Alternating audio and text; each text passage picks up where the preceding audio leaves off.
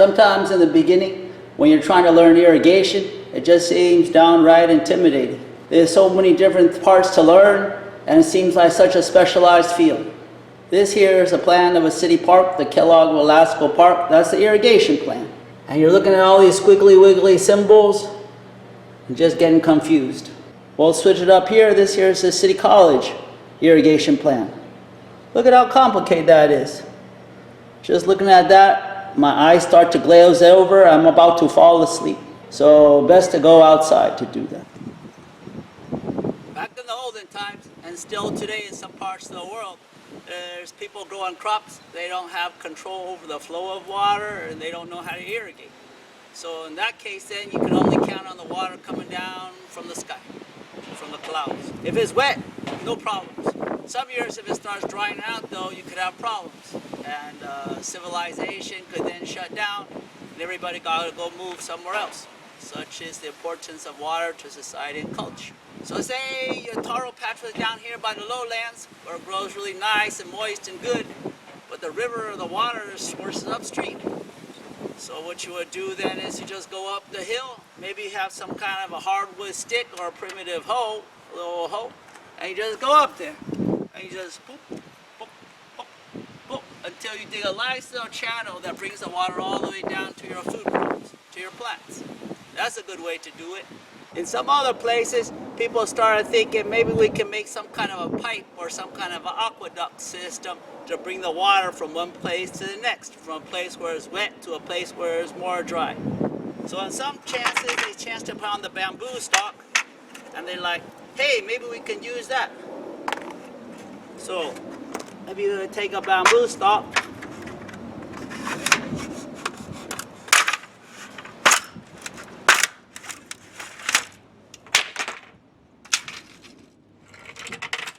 got a little bit of a trough.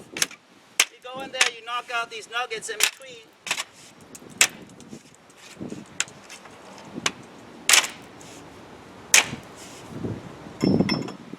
And if you could connect these all up, you can see, there you go. You got some primitive pipe.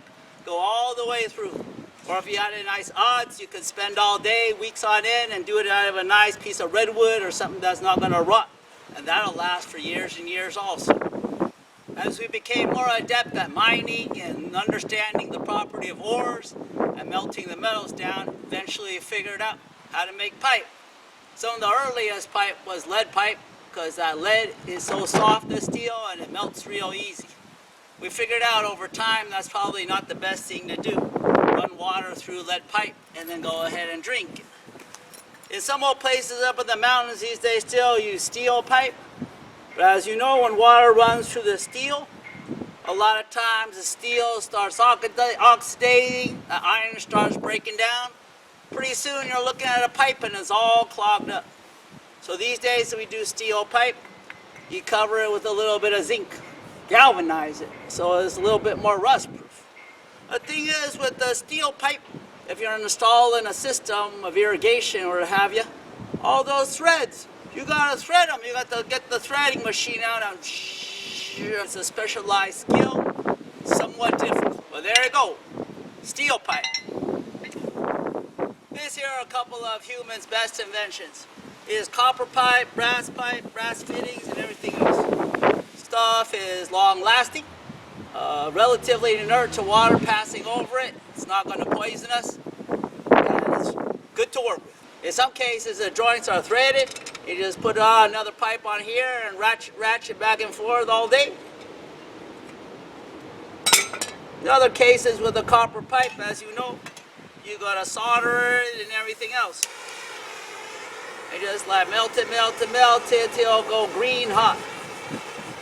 That's some great stuff. But we're here to talk about drip irrigation today. So that's what we'll move on towards. As we come across the petroleum age, which is this century, we had a new novel source of energy and also new production methods that make all sorts of neat goods. So all this oil goes out to the refinery, goes in them stacks, and then of course out comes this polymer stream. Out of this polymer stream we got a lot of interesting plastics, and so of course in the irrigation world, in the gardening world, it's also worked its way into it. So this is one of the main kinds of pipe we use. A lot of times the irrigation pipe outdoors is this, and sometimes in some states indoors too. The plumbing is plastic. This here is PVC, polyvinyl chloride. We've got here a couple of different kinds, the white and the gray. Suitable for above ground use, and then UV stable. This one usually not so UV stable. And unlike threading or unlike solder, is put together with glues. A couple of kinds of glue. A little bit of primer, the purple, kind of eats into the plastic, and then a little bit of glue. So you just wipe it on, stick it. Could be simple. The thing is, the smell is kind of strong, so it's okay if you do this once in a while or here and there. But if you had to do this day long, day out, in a hot Central Valley, where maybe the air is not moving too much and you're smelling this all day long, that's probably not too good for your nervous system. Nevertheless, it's great pipe and very, very useful. And oh, so easy to cut. The little thinner pieces, you just get a little PVC cutter, little ratchet action, and there it goes. Before I show you the parts of a drip irrigation system, I wanted to show you some other ways that we water plants, and then from that you'll understand why the drip irrigation system was developed and why it's so widely used today, especially in somewhat arid places, like here in California. The contraption used to water both in the park as well as around these parts in the old times was one of these things, kind of a rainbird sprinkler. And it's real useful, sounds out the water at high pressure, and we'll put it in here. This one's a little busted, so it's not moving by itself, but still you'll be able to see that rainbird action is famous for. So you stick the quill in this little coupler, and there it goes. And it goes click, click, click, click, click, all the way through. The problem with this little buddy is sometimes as it's raining all the way through, it rains all these parts on the ground and everywhere else that's not the plants. So there's a lot of runoff, water gets wasted. We're here just going to assemble a little mini system here for you on the table so you can understand the basic components and the principles therein. So the first component coming off the hose bib in the back of the house, going to your garden, a little timer. This one's got no battery, just a spring inside. That'll be able to enable you to turn it off at different intervals. And then hooked up to that, we'll put something like this. This is kind of a funny contraption. This up here is a filter. So you can imagine there's tiny little bits of stuff flowing in the water pipes. So this will catch it. Otherwise it gets into those tiny holes that the water is going to come out of your drip irrigation system, and it clogs it. And the plants aren't happy. You can unscrew it. It should be cleaned every few months. And underneath here is a pressure regulator. So the regular house pressure around here is maybe 60, 70, 80 pounds per square inch. That'll enable you to have nice hot showers, water's flowing well. But if you put that kind of water pressure through a drip system, the plastic can't withstand that pressure and might just start popping the holes out. So we put something like this down that drops the pressure down. This one drops it to 30 psi. Some cases they're 25, sometimes even 20. So that's what's suitable for this kind of a system. And then it goes into the pipe. This here is the pipe that it's going to go onto. This is called half-inch polyethylene pipe. Comes in a few different forms. This one you can see is just smooth half-inch pipe. This one's got little rips, emitters inside here, so the water will drip out slowly, right? Pop, pop, pop, pop, pop. Gallons per hour it drips out in. So you're going around your house, maybe in some cases connecting it with little squeeze fittings, like that. So these are what they call compression fittings. Some like threaded pipe or soldered pipe or glued pipe. This stuff has got kind of like a fish trap thing going into it, so tight. So all you got to do is take that thing and go back and forth, squeeze it in a good half an inch or something like that, and then that's it, you're done. That'll hold. So that's the beauty and the ease of this system. You don't need any other tools. It doesn't come off easily if you squeeze it all the way through. There you go. At the end, to finish it off, a little end cap.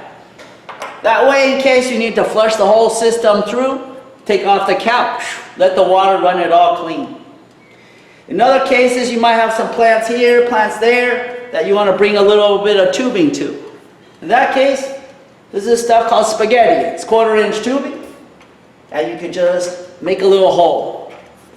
You can use this kind of a hole punch, or as my buddy Gus says in a bind, you could just use the pin, the drip pin.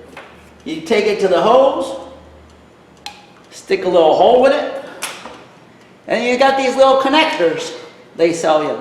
So there's all little bits of pieces of plastic. It's just like playing with toys. One end goes in there. You squeeze, squeeze, squeeze. You hear a nice click. The other side, wiggle it back and forth. Wiggle, wiggle, wiggle. And there it's in, with the little emitter at the end. So that could go to your plant. And afterwards, this system is installed above ground, so lay it on top, stake it down so it stays in place. And that's the basics of a drip irrigation. Here's drip irrigation in practice. I'll show you a couple of systems around the department so you get a feel for it and realize its simplicity and its beauty in action. So there you go. There's the hose bib like we said. Coming off of it, this here's a timer, but it's a big Bluetooth timer. So you can get the app, turns on like that. Comes down here. And this is a combined form where they put the pressure regulator and the filter all together. And then from there it runs down to the hose and runs out towards the plants.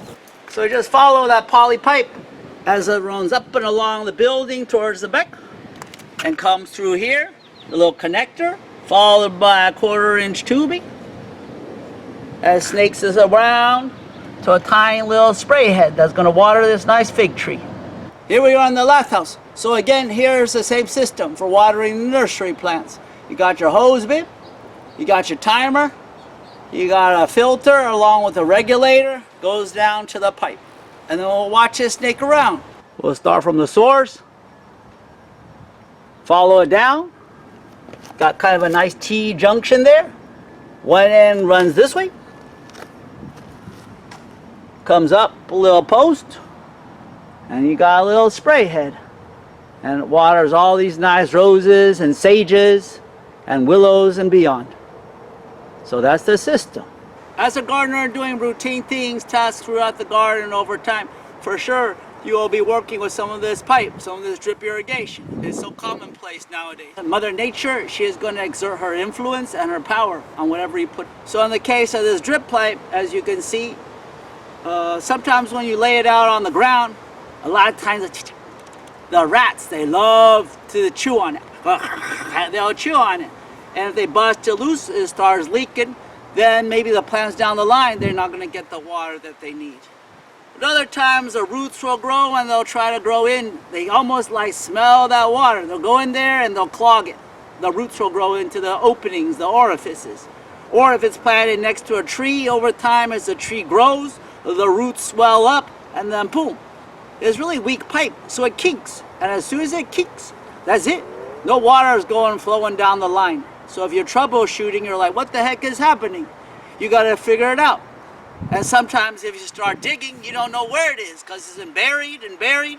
You put chips on top, you put mulch, there's roots, and pretty soon it's really hard to get at it. You don't know what part is leaked. So those are some of the aspects you might run across as a maintenance gardener working with this pipe. But for sure, it's good to have basic rudimentary knowledge of it, understand the different components, and so when something does break down, you can go back all the way to the source and troubleshoot your way all the way down to figure out what's gone wrong. If you're doing just ornamental plantings around, and it's not like you're growing crops that are thirsty for water, it might be helpful to check out whether it's called xeriscaping or hydrozoning or planting things just perfectly happy without any supplemental irrigation. Planting at the right time, planting the right plant in the right place. That's kind of the wise way to plant things and also cuts down on the maintenance. Well, this here has been a basic lowdown on drip irrigation systems. Like we said in all these online lectures, there's no replacement for coming in here, working on it with the hands-on, figuring out the texture, the cut, the squeeze of these systems in order to actually be experienced and be able to apply that knowledge to jobs and work. So look forward to seeing you soon. Thank you very much.